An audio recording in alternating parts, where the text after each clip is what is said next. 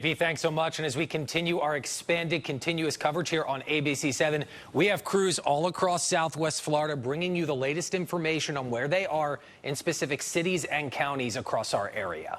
Gage Goulding is on San Carlos Island right before Fort Myers Beach. He is along the Matanzas Pass Bridge. It looks like he's on the bridge. Gage, what's it like up there?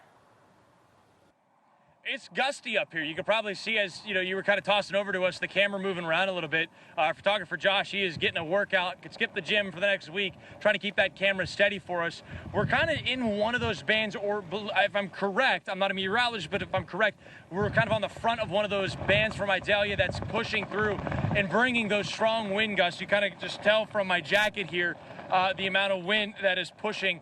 It's coming from my back, so the Gulf is behind me.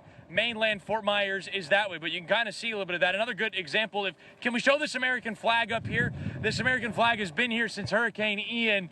They've been replaced a couple different times, but there's been a flag on that pole, which just happens to be a really good example of a very patriotic windsock, if you will, kind of showing exactly what we're working with. But back down here on the ground, this is exasperated. This is not what you're going to be seeing in the backyard when you let out Sparky to do his business, right? We're elevated up 50 or 60 feet in the air, so we're feeling those full effects, those raw, those unobstructed effects from the Gulf of Mexico. So this is really what we're seeing down on the ground, where there's trees and all that good stuff, buildings kind of blocking it up. It gets a little bit shorter. But I do want to flip around here, do a little switcheroo.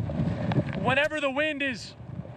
the wind is facing me, you can kind of tell the difference. You can probably hear the difference on the camera as Josh tries to stay up. And what we are seeing here for the first time in a while is this that wind-driven rain, which kind of feels like somebody's snapping my face with a rubber band as those strong wind gusts kind of just push through this area. This is what we've been dealing with for the past 30 to 45 minutes here on the top of the Matanzas Pass Bridge. Once again, this is not what you're going to be seeing in your backyard, but this is what you're seeing up at that higher elevation. This is what's going to drive that storm surge and make those swells a little bit higher. Let's switch back around here. That way you can be able to hear me just a tad bit more. But this wind absolutely whipping here. You can kind of tell the difference when you're facing the wind versus when your back is against it and the microphone's protected here. One question I have for our most accurate meteorologist, Sammy Squires, do you know what our current wind velocity values are, or wind speed values are for this area? Because I can tell you right now, it doesn't feel great whenever those raindrops are smacking me in the face. Oh, yeah, I bet it's definitely difficult out there. I mean, we are currently seeing some wind speeds right now at around 22 to up to 25 miles per hour on Fort Myers Beach. But keep in mind, this is only sustained wind speed. The gusts are a lot higher. And also, off in the Gulf, especially towards the Sanibel area, 35 miles per hour sustained, with once again those wind gusts much higher out there. So yeah, we are definitely seeing some strong wind gusts out there currently, and we are expected to see that continue within the next couple of hours, up to about 50 miles per hour along our coastal communities. So Fort Myers Beach, Sanibel, you guys are going to be getting in on some of that tropical storm strength winds out there. Heading back to you, Gage. Yeah, and this is a prime example, as you get near that 40, 50 mile an hour mark, if I heard that correctly, kind of what we're seeing out here.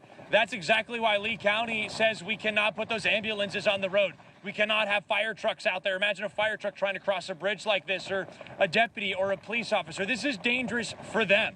So imagine trying to cross the Caloosahatchee Bridge or the Midpoint Bridge to get to Cape, or even I-75, where you have that raw, unobstructed wind kind of coming up against you.